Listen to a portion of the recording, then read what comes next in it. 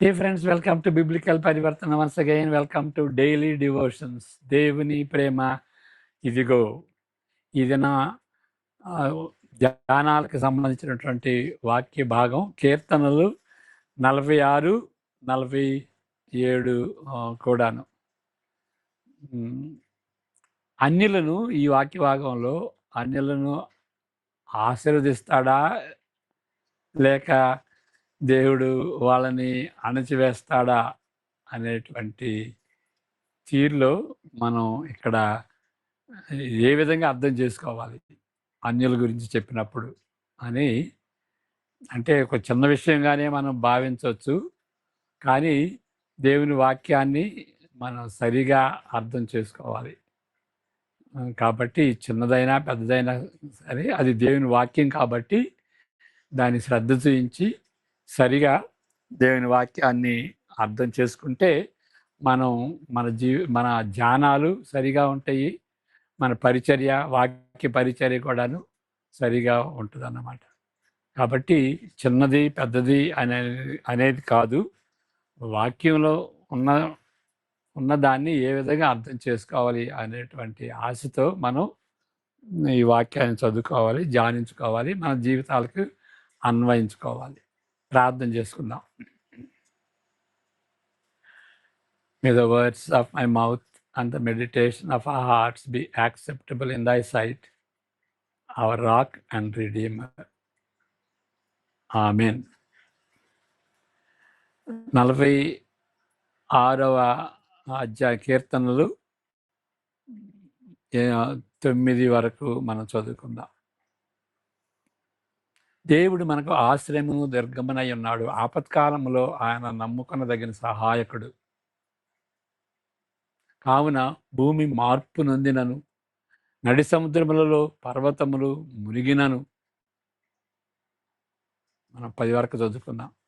వాటి జనములు ఘోషించుచు నురుగు కట్టినను, ఆ పొంగునకు పర్వతములు కదిలినను మనము భయపడము. ఒక నది కలదు, దాని కాలువలు దేవుని పట్టణమును, సర్వోన్నతుని మందిరపు పరిశుద్ధ స్థలమును సంతోషపరుచుతున్నవి. దేవుడు ఆ పట్టణములో నున్నాడు, దానికి చలనము లేదు. అరుణోదయమున దేవుడు దానికి సహాయం చేయుచున్నాడు. జనములు ఘోషించుతున్నవి, రాజ్యములు కదులుతున్నవి. ఆయన తన కంఠధ్వని వినిపించగా భూమి కరిగిపోతున్నది. సైన్యములకు అధిపతి యెహోవా మనకు తోడై ఉన్నాడు. యాకోబు యొక్క దేవుడు మనకు ఆశ్రయమై ఉన్నాడు. యెహోవా చేసిన కార్యములు వచ్చి చూడుడి. ఆయనే భూమి మీద నాశములు కలుగజేయువాడు. ఆయనే భూదిగంతముల వరకు యుద్ధములు మాన్పువాడు. విల్లు విరుచువాడును, బల్యమును తెగనగువాడును ఆయనే. యుద్ధ రథములను అగ్నిలో కాల్చివేయువాడు ఆయనే. నెక్స్ట్ కూడా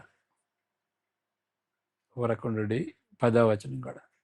ఓరకుండుడి, నేనే దేవుడు నన్ను తెలుసుకున్నది. అన్యజనులలో నేను మహోన్నతుడనగుదును. అన్యజనులలో నేను మహోన్నతుడనగుదును. భూమి మీద నేను మహోన్నతుడనగుదును. సైన్యములకు అధిపతి యెహోవా మనకు తోడై ఉన్నాడు. యాకోబు యొక్క దేవుడు మనకు ఆశ్రయమై ఉన్నాడు. 47 కూడా చదువుకుందాం. ఇప్పుడు కొన్ని వచనాలు ఈ నోట్స్లో, కాసం గారు రాసినటువంటి నోట్స్లో మనం చదువుకుందాం. సర్వాధిపతిగా అన్య దేశములన్నిటిపై దేవునికి అధికారం ఉన్నట్లు ఈ 2 కీర్తనలో కనిపిస్తున్నది. ఆయన కేవలం ఒక జాతికి చెందిన దైవం కాదు, అది గమనించుకోవాలి. ఒక జాతికి చెందినటువంటి దైవం కాదు, ఇష్టదేవత కానే కాదు. అందరికీ దేవుడు ఒక్కడే, అందరికీ దేవుడు. ఆయనే సృష్టికర్త, అందరినీ ఉద్ధరించేటువంటి దేవుడు, అందరికీ సంబంధించినటువంటి దేవుడు. క్రైస్తవుల దేవుడు అని కానీ, క్రైస్తవులు లేకపోతే యూదుల దేవుడు అని కానీ, వాళ్ళు ఎవరు కూడాను దేవుడిని ఆయన జేబులో పెట్టుకోకూడదు. వాళ్ళ జేబులో అలాంటి దేవుడు సాధువైనటువంటి దేవుడు. ఆయన సర్వోన్నతుడు. 4వ వచనం చదువుకున్నటువంటి అన్య దేశములు ఘోషించవచ్చును, రాజ్యములు ఏర్పడవచ్చును, పతనము కావచ్చును. అయితే కేవలము దేవుడు తన కంఠధ్వని వినిపించగా భూమి కూడా కరిగిపోవును. ఆయన అధికారమును బట్టి భూమి మీద కలుగు నాశనముల ద్వారా విపత్కరమైన తీర్పు సంభవించును. ఆయన అధికారమును బట్టి యుద్ధములు మానును. 8-9 వచనాలు. మహోన్నతుడైన యెహోవా సర్వభూమికి రాజై ఉన్నాడు. అదే 47వ కీర్తనలు కూడాను మనం ఆ విషయాన్ని చదువుతాం. దేవుడు అన్ని జనులకు రాజై ఉన్నాడు. దేవుడు తన వరకు పరిశుద్ధ సింహాసనము మీద ఆసీనుడై ఉన్నాడు. దేవుడు తన పరిశుద్ధ స్థలం సింహాసనమునకు ఆసీనుడై ఉన్నాడు. 47వ వచనం అధ్యాయం, అది కూడా చదువుకుందాం. 1-8 వరకు. కీర్తనలు 47, 1-8 వరకు. సర్వజనులారా చప్పట్లు కొట్టుడి, జయధనులతో దేవుని కూర్చి ఆర్భాటము చేయుడి. యెహోవా మహోన్నతుడు, భయంకరుడు, ఆయన సర్వభూమికి మహారాజై ఉన్నాడు. ఆయన జనులను మనకు లోపరుచును, మన పాదముల క్రింద ప్రజలను అణగదొక్కును. తాను ప్రేమించిన యాకోబునకు మహాతిశయాస్పదముగా మన స్వాస్థ్యమును ఆయన మన కొరకు ఏర్పాటు చేసి ఉన్నాడు. దేవుడు ఆర్భాటంతో ఆరోహణమాయను, బూరధ్వనితో యెహోవా ఆరోహణమాయను. దేవుని కీర్తించుడి, కీర్తించుడి, మన రాజును కీర్తించుడి, కీర్తించుడి. దేవుడు సర్వభూమికి రాజు అయి ఉన్నాడు. రమ్యముగా కీర్తనలు పాడుడి. దేవుడు అన్ని జనులకు రాజు అయి ఉన్నాడు. దేవుడు తన పరిశుద్ధ సింహాసనము మీద ఆసీనుడై ఉన్నాడు. రైట్. ఈ సత్యం నిబంధన ప్రజలకు భద్రత చేకూరుస్తుంది. అంటే అన్యులకు కూడాను ఈ మన దేవుడు రాజై ఉన్నాడు అనేటువంటి విషయం, అందరికీ రాజు అనేటువంటి విషయం, మరి అన్ని జనులకు కూడా రాజై ఉన్నాడు అనేటువంటిది దేవుని ప్రజలకు, దేవునికి చెందినటువంటి వారికి అది ఒక సేఫ్గా ఉంటుంది, భద్రతగా, ఆదరణగా ఉంటుంది. వారి చుట్టుపట్లనున్న అన్యజనులను భయపెట్టును కానీ దేవుడు సర్వాధికారిగా ఉన్నప్పుడు దేవునికి చెందిన నిబంధన ప్రజలు ఇవ్వగలిగిన సాక్ష్యం ఏంటి అంటే, సైన్యములకు అధిపతి యొక్క యెహోవా మనకు తోడై ఉన్నాడు. యాకోబు యొక్క దేవుడు మనకు ఆశ్రయమై ఉన్నాడు. ఆయన అంటే భయపడినప్పుడు దేవునికి గిట్టినటువంటి వాళ్ళు, మరి దేవునికి శత్రువుగా ఉన్నటువంటి వాళ్ళు, వాళ్ళని బట్టి, ఆ అన్ని జనులను బట్టి భయపడచ్చు, కానీ మరి దేవుడు మనకు తోడై ఉన్నాడు అనేటువంటిది ఆదరణ ఇస్తుంది. యాకోబు యొక్క దేవుడు మనకు ఆశ్రయమై ఉన్నాడు. ఆయన జనులను మనకు లోబరచును, మన పాదముల క్రింద ప్రజలను అణగదొక్కును. ఆయన మన పాదముల క్రింద ప్రజలను అణగద్రొక్కును. నిజముగా సర్వోన్నతిని మందిరపు పరిశుద్ధ స్థలమైన యెరూషలేము విషయమైతే దేవుడు ఆ పట్టణంలో ఉన్నాడు, దానికి చలనము లేదు. అరుణోదయమున దేవుడు దానికి సహాయము చేయుచున్నాడు. ఈ కీర్తన గ్రంథకర్త కనీసం మరి 2 పర్యవసానాలను చూడగలుగుతున్నాడు. పర్యవసానాలంటే ఎంటైల్మెంట్స్. వాళ్ళు దేవునికి సంబంధించినటువంటి వాళ్ళు కాబట్టి ఇంకా తప్పనిసరిగా దాన్ని బట్టి కలిగేటువంటి 2 రిజల్ట్స్ని పర్యవసానాలు అంటారు. తప్పనిసరిగా అవి ఉండేవి, దానికి అంటుకుని ఉండేవి ఎంటైల్మెంట్స్. మొదటిగా ఆ 2 పర్యవసానాలు ఆయన గ్రంథకర్త చూసేటువంటి పర్యవసానాల్లో మొదటిది ఏంటి అంటే, త్వరలో కానీ తరువాత కానీ అన్ని జనులలో నేను మహోన్నతుడనగుదును. ఎందువలననగా దేవుడు సర్వభూమికి రాజయ్యున్నాడు. ఈ చివరి 2 వచనములను ఆశీర్వాద వాగ్దానములుగా కాక భయపెట్టే వచనములుగా అర్థము చేసుకొనవచ్చును. ఇవి దేవుడు మహోన్నతుడిగా ఉన్నాడు, మనకు సర్వభూమికి రాజై ఉన్నాడు అనేటువంటివి మరి వాగ్దానాలుగా మనం తీసుకోవాలా, లేకపోతే భయపెట్టేటువంటి వచనాలుగా తీసుకోవచ్చా? ఈ భయపెట్టేటువంటి వచనాలుగా కూడా తీసుకొనవచ్చును. We could take it like that. ఎర్ర సముద్రం యొద్ద ఐగుప్తు సైన్యములు రూపుమాపు లేకుండా నాశనమైనప్పుడు దేవుడు హెచ్చింపబడినట్లు అన్య దేశముల సముఖములో దేవుడు ఘనపరచబడతాడు. కానీ కీర్తన 47, 9, 10 వెలుగులో ప్రతికూలమైన తీరులో ఈ వచనమును అర్థము చేసుకొనవలెను. ఓకే, వాళ్ళని నొక్కి వక్కాణించుట జ్ఞానయుక్తము కాదు. అంటే అన్ని జనులకి దేవుడు వ్యతిరేకంగా ఉంటాడు ఎల్లప్పుడూ అనేటువంటి దాన్ని నొక్కి చెప్పటం అది జ్ఞానయుక్తంగా ఉండదు. మరలా చదువుతాను ఇది. హెచ్చింపబడిన అన్య దేశముల సముఖములో దేవుడు ఘనపరచబడతాడని. కానీ కీర్తన 47, 9, 10 చదువుకుందాం. వెలుగులో ప్రతికూలమైన తీరులో ఈ వచనములు, అంటే ప్రతికూలమైన తీరులు అంటే అన్యులకి వ్యతిరేకంగా దేవుడు ఉంటాడు అనేటువంటి తీరులో అర్థం చేసుకోవటం, దీని అర్థం ఇదే అని నొక్కి వక్కాణించటం అది తెలివి తక్కువతనం, అది జ్ఞానయుక్తం కాదు. ఈ 47, 9, 10 ఇక్కడ చదువుకోవచ్చు, బైబిల్ అని చదువుకోవచ్చు.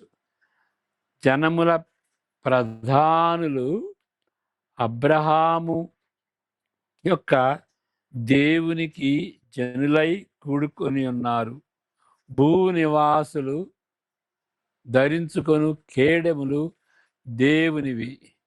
భూరాజులందరూ దేవునికి చెందిన వారని అర్థంతో NIVలో ఉంటున్నది. ఆయన మహోన్నతుడాయను అని ఆ మాటలు మనం చదువుకుందాం. బైబిల్లో చదువుకుంటే అప్పుడు ఇంకా క్లియర్గా ఉంటుంది. 47, 9, 10 జనముల ప్రధానులు అబ్రహాము యొక్క దేవునికి జనులై కూడుకొని ఉన్నారు. భూనివాసులు ధరించుకొను కేడెములు దేవునివి. ఆయన మహోన్నతుడాయను.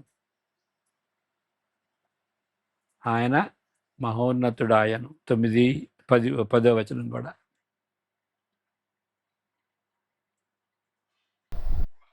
అది ఇంగ్లీష్లో ఉన్నది. కాబట్టి దీన్ని బట్టి ఏంటి అంటే దేవుడు అబ్రహాంకి ఇచ్చినటువంటి వాగ్దానం, ఆ వాగ్దానం నెరవేరినట్టుగా అన్యజనుల మధ్య జనముల ప్రధానులు అంటే జనుల ప్రధానులు అబ్రహాము యొక్క దేవునికి జనులై కూడుకొని ఉందరు. అది నెగిటివ్గా ఎందుకుంటుంది? అది పాజిటివ్గా ఉంటుంది కదా, అనుకూలంగా ఉండేటువంటిది. అంటే దేవుడు అన్యజనుల ఎడల కూడాను ఆయన మరి వాళ్ళకి ఫేవర్ చూపించుతాడు, వాళ్ళని కూడా రక్షిస్తాడు, వాళ్ళని కూడా కాపాడుతాడు, వాళ్ళని కూడా విమోచిస్తాడు అనేటువంటిది. మరి మనం ఎవరివి? మన యూదులమా? కాదు కదా, అన్యులమే కదా. మరి దేవుని యొక్క ఆశీర్వాదాలు మన మీద ఉన్నాయి కదా యేసుక్రీస్తుని బట్టి. కాబట్టి ఇది అన్యులు అని అంటే ఎప్పుడు కూడాను అణగదొక్కబడినటువంటి ప్రజలుగా మనం ప్రతి రెఫరెన్స్లో కూడాను ఆ విధంగా అర్థం చేసుకోనకూడదు. ఎందుకంటే ఈ భూరాజులు, అన్యుల భూరాజులు దేవుని దగ్గరకు వస్తారు. ఆ విధంగా దేవుడు అబ్రహాంకి వాగ్దానం చేశాడు అని గ్రహించాలి. ఆయన భూనివాసులందరూ కేడెములు, ఆయన మహోన్నతుడాయను. వేరే మాటల్లో వివరించినట్లయితే దేవుడు ఒక్కడే, గమనించాలి, దేవుడు ఒక్కడే అని సిద్ధాంత ప్రకారం ప్రజలు గుర్తించినా గుర్తించకపోయినప్పటికీ దేవుడు ఒక్కడే. ప్రజలు గుర్తించనియండి, గుర్తించకపోయినండి, అందరికీ దేవుడు ఒక్కడే. దేవుడు ఒక్కడే, దేవుడు అందరికీ దేవుడు ఒక్కడే. ఒకరోజు ప్రజలందరూ ఆయన దేవుడని గుర్తిస్తారు. విశ్వాసులుగా గుర్తించవచ్చు, అవిశ్వాసులుగా గుర్తించవచ్చు. ఒకానొకప్పుడు దేవుడు ఒక్కడే అని గుర్తిస్తారు. ఈ విధంగా గుర్తించినప్పుడు అనేక సందర్భాల్లో అబ్రహాము దేవుని యొక్క ప్రజలు కూడుకున్నట్లుగానే అన్య దేశ ప్రజలు కూడా ఆయనను ఆరాధిస్తారు. ఓకే, మరి దేవుడు అబ్రహాంకి ఇచ్చినటువంటి వాగ్దానం అదే కదా, అన్యజనులు ఆశీర్వదింపబడతారు, నిన్ను ఆశీర్వదిస్తాను, నిన్ను గొప్ప జనాంగంగా చేస్తాను, నిన్ను బట్టి అన్యజనులందరూ కూడాను ఆశీర్వదింపబడతారు. వాళ్ళు వాళ్ళని దేవుడు ఘనపరుస్తానని వాగ్దానం చెప్పాడు. పౌలు మాటలతో వివరించిన ఎడల అబ్రహాము సంతానంలో అన్యులు సమకూర్చబడుదురు. ఈ వాక్య భాగం కూడా మనం చదువుకోవాలి. అన్యులు ఆశీర్వదింపబడతారు అని మరి పౌలు కూడాను చెబుతున్నాడు. రోమా 4:11.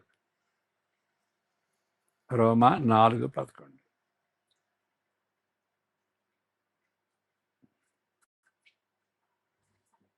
మరియు సున్నతి లేని వారైనను నమ్మిన వారికి అందరికీ అతడు తండ్రి అగుట వలన వారికి నీతి ఆరోపించుటకై, ఇక్కడ చూడండి, సున్నతి లేని వారైనను అంటే అన్యులు, నమ్మిన వారికి అందరికీ, వాళ్ళు యూదులు కానీ అన్యులు కానీ, సున్నతి చేయించుకున్న వారు కానీ సున్నతి లేని వారైనా కానీ, ఏ భేదం లేకుండా వాళ్ళు నమ్మితే, యేసుక్రీస్తు నమ్మితే అతడు అంటే అబ్రహాము తండ్రి అగుట వలన వారికి నీతి ఆరోపించుటకై అతడు సున్నతి పొందక మునుపు తనకు కలిగిన విశ్వాసము వలనైన నీతికి ముద్రగా సున్నతి అను గుర్తు పొందెను. ఓకే, మనం ఏ విధంగా దాన్ని అర్థం చేసుకోవాలి అని అంటే, ఇక్కడ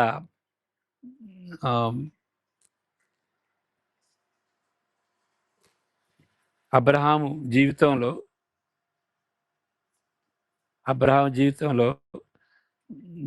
ఇక్కడ మనం గ్రహించాల్సింది, ఆయన ఆదికాండం 15:6లో ఆయన ఈ దేవుడిచ్చినటువంటి వాగ్దానం, నీకు సంతానం అనుగ్రహిస్తాను అని ఆయన చెప్పినటువంటి వాగ్దానాన్ని నమ్మాడు. అప్పుడు 16వ వచనంలో ఏముంటుందంటే, ఆయన నీతిమంతుడిగా తీర్చబడ్డాడు, మంతునిగా తీర్చబడ్డాడు. అంటే దాన్నే మనం ఏమంటామంటే రక్షణ అంటాం. నీతిమంతునిగా తీర్చబడ్డాడు, దోషి అయినప్పటికీ నీతిమంతుడిగా తీర్చబట్టాన్ని దాన్నే రక్షణ అని అంటాం. కాబట్టి ఆయన ఇక్కడ రక్షింపబడ్డాడు. అంటే గలతీ గలతీ పత్రికను కూడా మనం వాడుకుంటే ఆది కాండంలో ఉన్నటువంటి దాన్ని ఏ విధంగా అర్థం చేసుకోవాలని అంటే మరి ఆయన రక్షింపబడ్డాడు. దేన్ని బట్టి రక్షింపబడ్డాడు? ఇక్కడ 17వ అధ్యాయంలో అక్కడ సున్నతి, ఆదికాండం 17లో సున్నతి. ఇక్కడ 22వ అధ్యాయంలో మరి ఇస్సాకుని బలిగా అర్పించమని దేవుడు చెప్పినప్పుడు బలిగా అర్పించటానికి ఆయన సిద్ధపడ్డాడు. కాబట్టి అది ఆయన చేసినటువంటి త్యాగం అది ఆయన చేసినటువంటి కార్యం అని. కాబట్టి ఇది ఆయనకి రక్షణ దీన్ని బట్టి కలిగిందా? రెండింటిని బట్టి కాదు, సున్నతిని బట్టి కాదు, ఆయన చేసినటువంటి ఆ త్యాగ కార్యాన్ని బట్టి కూడా కాదు. ఎందుకంటే అంతకు ముందే ఆయన రక్షింపబడ్డాడు. ఎందువల్ల రక్షింపబడ్డాడంటే దేవుని నమ్మాడు. అది ఆ ఆర్గ్యుమెంట్. కాబట్టి అదే చెబుతున్నాడు ఇక్కడ. వాళ్ళు సున్నతి పొందినా పొందకపోయినా కానీ రక్షింపబడ్డాడు. అన్యులు కాకపోయినా కానీ యేసుక్రీస్తుని వాళ్ళు నమ్మారు కాబట్టి దాన్ని బట్టి వాళ్ళు రక్షింపబడ్డారు అనేటువంటి ఆలోచన. 1500 సంవత్సరాల్లో అబ్రహాం వస్తే మరి మోషే ఎప్పుడు వచ్చాడు? 1500 సంవత్సరాలు, టూకీగా చెబితే 1500 సంవత్సరాలు, 1000 సంవత్సరాల తర్వాత వచ్చాడు. 1000 సంవత్సరాల తర్వాత వచ్చినటువంటి ధర్మశాస్త్రం, మోషే ద్వారా వచ్చినటువంటి ధర్మశాస్త్రం. కాబట్టి ధర్మశాస్త్రాన్ని అనుసరించక ముందు అబ్రహాం ద్వారానే దేవుడు అన్యుల్ని నీతిమంతులుగా తీర్చాడు అన్నట్టుగా ఆ వాగ్దానం చేశాడు. నమ్మికను బట్టి, ధర్మశాస్త్రాన్ని బట్టి కాదు, నమ్మికను బట్టి. ఆ లైన్ ఆఫ్ ఆర్గ్యుమెంట్ అన్నమాట. అది ఆ విషయాన్ని గలతీ 3లో చూస్తాం. గలతీ 3, 7, 8, 9 వచనాలు.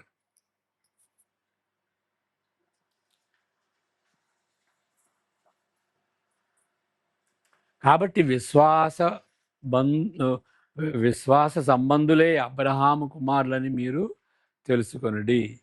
దేవుడు విశ్వాస మూలముగా అన్యజనులను నీతిమంతులుగా తీర్చునని లేఖనము ముందుగా చూచి నీ యందు అన్యజనులందరూ ఆశీర్వదింపబడుదురని అబ్రహామునకు సువార్తను ముందుగా ప్రకటించను. కాబట్టి విశ్వాస సంబంధులే విశ్వాసము గల అబ్రహాముతో కూడా ఆశీర్వదింపబడుదురు. ఊరకుండుడి, నేనే దేవుడనని తెలుసుకొనుడి. అన్యజనులలో నేను మహోన్నతుడ నగుదును. భూమి మీద నేను మహోన్నతుడ నగుదును అని, భూమి మీద అంత కూడాను మహోన్నతుడ నగుదును. అంతేగాని ఒక జాతికి సంబంధించినటువంటి దేవుడు కాదు అని ఇక్కడ గ్రహించాలి. ఇక రెండవది ఏంటి అని అంటే స్తుతి కీర్తన. దీన్ని బట్టి దేవుని స్తుతించాలి. యెహోవా చేసిన కార్యము వచ్చి చూడుడి, సర్వజనులారా. సర్వజనులు అంటే యూదులు ఒక్కలే కాదు, ఎవరైతే నమ్ముతారో వాళ్ళందరూ, యూదులు కానీ అన్యులు కానీ, చప్పట్లు కొట్టుడి, జయధ్వనితో దేవుని గూర్చి ఆర్భాటం చేయుడి. యెహోవా మహోన్నతుడు, భయంకరుడు, ఆయన సర్వభూమికి మహారాజై ఉన్నాడు. దేవుని కీర్తించుడి, మన రాజును కీర్తించుడి అని ఆ విధంగా దేవుని స్తుతించాలి అనేటువంటిది రెండవ విషయం. ఎవరు స్తుతించాలి? బిలీవర్స్ అందరూ స్తుతించాలి. వాళ్ళు ఏ జాతికి సంబంధించినటువంటి వాళ్ళైనా కానీ పర్వాలేదు, అది అనవసరం. దేవుని స్తుతించాలి. విశ్వాసాన్ని బట్టి రక్షింపబడి మరి ఆ రక్షణను బట్టి వాళ్ళు దేవుణ్ణి స్తుతించాలి. ప్రార్థన చేసుకుందాం. ప్రభువా, ఈ యొక్క గొప్ప సత్యాన్ని ఈ వాక్యం ద్వారా మాకు బయలుపరిచినందుకు వందనాలు చెల్లించుకుంటున్నాం. అందరికీ దేవుడవని, యూదులకు కానీ అన్యులకు కానీ అందరికీ దేవుడవని విశ్వసించినటువంటి వారు కీర్తించాలని మీరు చెప్పినటువంటి ఆ సత్యాన్ని బట్టి వందనాలు చెల్లించుకుంటున్నాం. మేము విశ్వసించడానికి మీ కృప అనుగ్రహించండి. మిమ్మల్ని కీర్తించటానికి, మీలో హర్షించటానికి మాకు సహాయం దయచేయమని వేడుకుంటూ యేసుక్రీస్తు పేరట ప్రార్థిస్తున్నాం తండ్రి. ఆమేన్. God bless you.